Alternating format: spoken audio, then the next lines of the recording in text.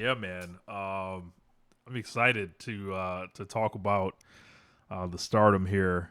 I saw this the two cage matches From um, last week's pay per view. from Yeah, last week's shows, and my God, um, people want to talk about storytelling and cinema. Saya Kamatani and Utami Hayashishita wipe their asses with your cinema. They wipe their asses with your storytelling. They look at it like child's play.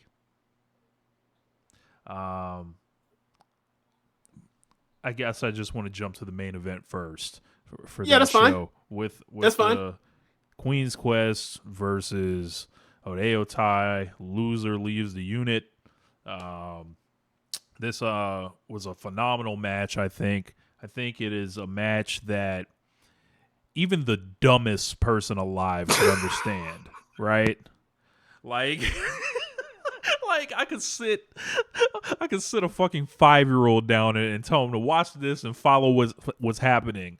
It's like, yeah, it's an elimination match, and everyone's leaving one by one, but the leaders are getting the underlings out of there to fight, and then the underlings are cheering them along to fight for the unit. Like, and the people and this goes for both matches. Like, it Yep. comes down to the leaders at the end deciding Yep. what happens while making sure their team is safe first. Um, Or if it's not the leaders, it's at least like the top two is at least the top two in tenure in the faction. Yeah, and this one came down to there was a impromptu Starlight Kid versus Azumi that just broke out in the middle of this, and I just totally forgot. Like they were Yep. both there, and then it's like, oh yeah, that's great.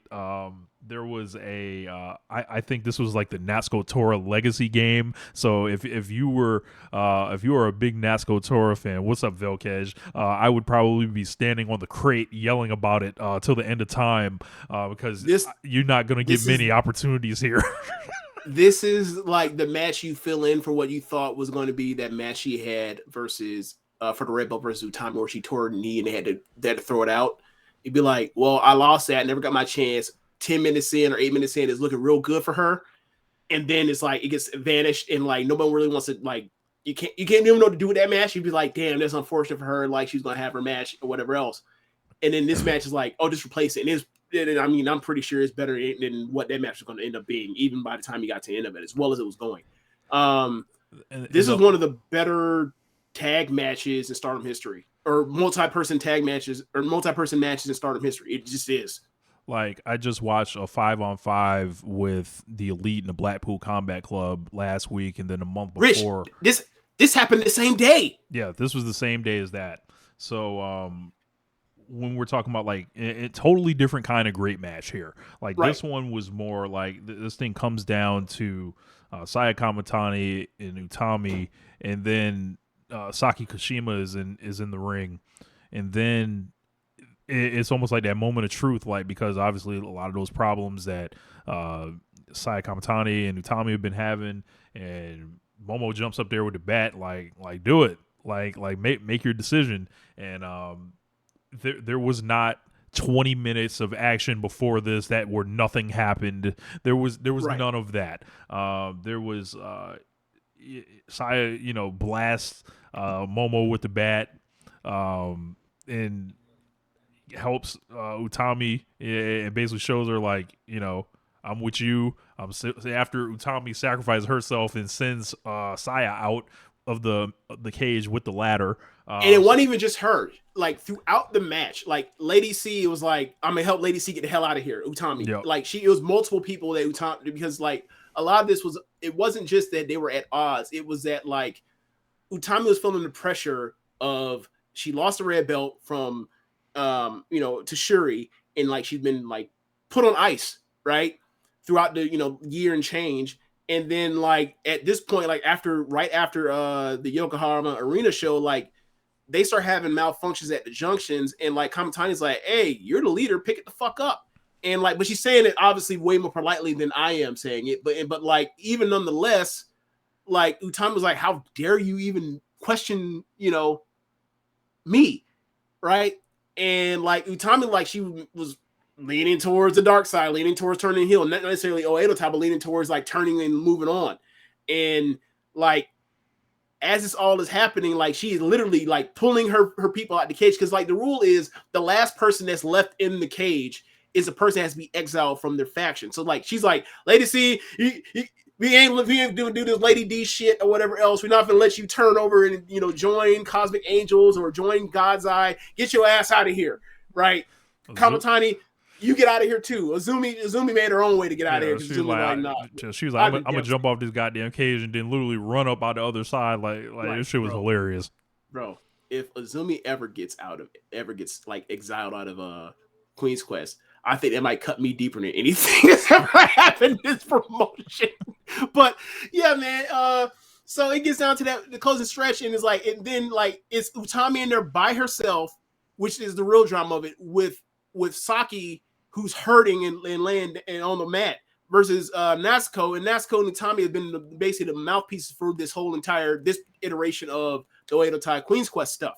And they had their little mini match, and it looked like Utami was going to get out of there, and then like they cut her off. I think they got some help from the outside, but Natsuko then goes to the top rope and hits a swanton or off the top of the cage, and hits a swanton top of the cage, and then gets up and climbs out. Right, it's the coolest thing she's ever done. Like this tops her doing the dive off the in that Utami match we talked about a second ago, where like she had the Utami rose in her mouth and did the dive through the table. It tops that, and she gets out of there. And like for me, once that happens, and it's like, oh, it's Utami versus Saki. And the last person that's in his cage gets exiled. I was like, well, good luck, Saki. I was like, the only thing that we have now for drama is the storyline they had to play where like they were at odds. I think the Korakuen Hall before, Momo handed Kamatani the bat and was like, do you want to, almost some Sting shit, like, you want to make your turn now? You got to make a decision. It was like, oh, that's coming. Obviously I've watched a lot of the weapon merchant Triple H, his booking over the years. So I know that like that was symbolism of, oh, that's coming back into play at one point. So like, where's Momo? So Momo climbs at that cage from the outside as Kamatani is they're both on the outside climbing up as Utami's climbing up, and like she's looking and she's like, here's your chance to become the leader of Queen's Quest after you question Utami's leadership and everything. And she had a choice. And all she looked at it, contemplated, and then she came down and bopped the shit out of her. She knocked the shit out of her. Bro, Momo fell. You remember when Steve Blackman hit the kendo stick on Shane, and Shane just died in the air on the way falling? That's how Momo fell, bro. I was fucking howling. And then as Utami climbs out, after she's already, she's roughed up Saki, who was already roughed to begin with, she had no chance. The drama was whether or not Kamatani was going to, take the reins or, want to, stay with her relationship with Utami. And they got out that ring, bro. I was on cloud 20. I was so happy because, like, bro, I'm sick and tired of Oedo Tai fucking up everybody else's faction. So I was like, look, man, enough of this shit. I don't want Queen's Quest broken up. I didn't want Momo out of Queen's Quest. You look what's happened to her since then. Has that been how they talk about like the presidency is like, look at your life in the last 4 years. Has it gotten better or worse under this presidency? Has Momo Watanabe's life gotten better under this regime of Oedo Tai? No. We talk about it all the time. Going over there ever. So yeah, man, I was like, I was happy. Saki Kashima escapes that life. Like all she been doing is thriving. Still thriving, while Momo Watanabe still has to live that life in Oedo Tai.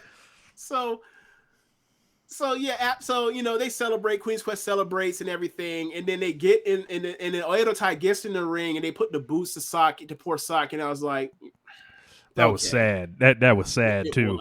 This was like an after school special gang beatdown right here. Right. They putting the boots to her, and Queen's Quest gets in there and stops them. And Natsuko said something and walked off, storming off, pissed and kind of holding back tears because she's upset.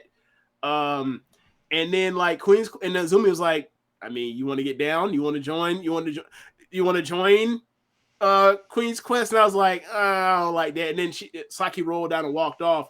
And my first thought was, oh, put her in there with put her in Gaza with Shuri because they've been doing for years now. They've been doing the whole Too afraid of Saki her. scared of her yet can roll her up and beat her, and like now you have you know Shuri's a comedic genius as far as pro wrestling.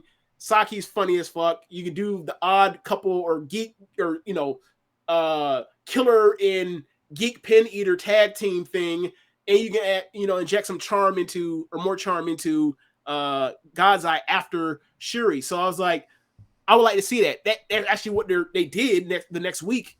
But I was happy to see that.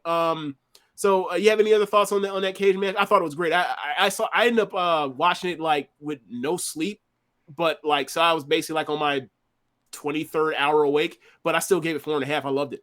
Yeah, Um, I'm 4.5 on it as well, and I thought that the post match promo was so like kind of potent, like with Saki or excuse me with Saya and Utami. It's like they're almost more unified than ever, yep. and it feels like you would think like Utami's gonna like kind of like take a charge towards like trying to get back on top again, Yeah. and it just was like if you like Queen's Quest, this was like a banner match and night for you because it was like hell yeah, this is my unit. Like this is everybody in the main event coming out with the fly jackets. I felt like this was like the embodiment of Queen's Quest. Like if you Yeah. fuck with Queen's Quest, like this is like a defining match of Yeah. why. You're talking to a person that owns 2 Queen's Quest shirts. Yes. Yes. Exactly how I felt. I was so happy.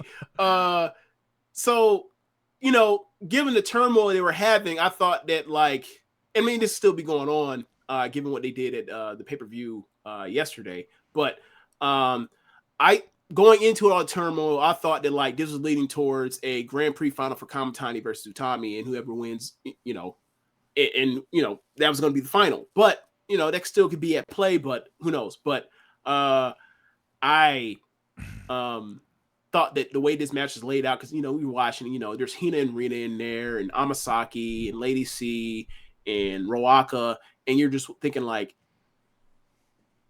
some of these people have just shown enough instincts to like be reliable in the ring in singles matches and in regular tags. They're in a cage now.